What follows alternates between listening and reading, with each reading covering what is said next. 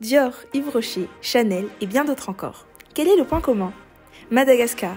La grande île est devenue la nouvelle terre promise de la cosmétique due à sa flore unique.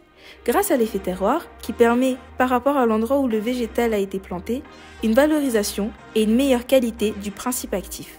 L'idée d'utiliser nos produits locaux dans ce concours a donc été évidente. Chimie cosmétique. À quoi ça nous fait penser? Nous avons d'abord pensé à la création de savon par saponification, mais non, plus sérieusement, nous nous sommes rendus compte que l'idée d'une émulsion, plus communément appelée le processus de fabrication d'une crème, était la plus intéressante à exploiter. Mais trouver les composants était une autre paire de manches. Qu'allons-nous utiliser? Et pour cela, nous avons eu l'idée de plusieurs professionnels.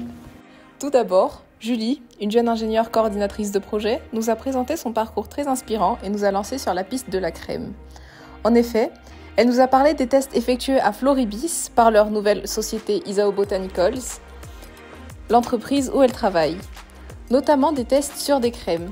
On a appris qu'il suffisait d'avoir de l'huile, de l'eau et un tensioactif pour faire une émulsion.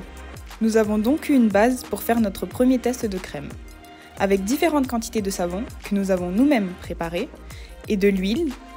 Nous avons obtenu différentes textures de crème. Dans cette expérience, nous avons testé si les carragénanes pouvaient être utilisés comme tensioactifs. Mais nous n'étions pas assez renseignés à ce sujet. C'est là que nous avons rencontré Anita, la responsable de culture d'algues rouges dans le nord de Madagascar, nous a permis d'en apprendre plus sur ces algues rouges qui ont un impact socio-économique très positif. On extrait de ces algues, servant aussi de gélifiant, émulsifiant et épaississant. Ça tombe bien, on en a besoin pour notre crème. On avance. Mais peut-on remplacer l'eau par autre chose? Cyril, un génie à la tête de l'atelier d'essence que nous avons eu la chance de visiter. Cyril est un expert des huiles essentielles. Avec lui ainsi que son équipe, nous avons pu apprendre à faire de l'huile essentielle et à extraire de l'hydrolat. Par la même occasion, nous avons aussi pu avancer dans notre projet de crème car il nous a conseillé d'y mettre plusieurs huiles essentielles.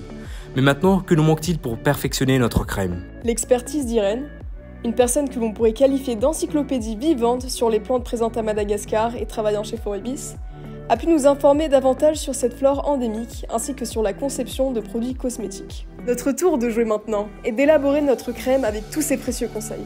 Nivea et Mixa ont peur pour leur carrière. Restez connectés pour la suite.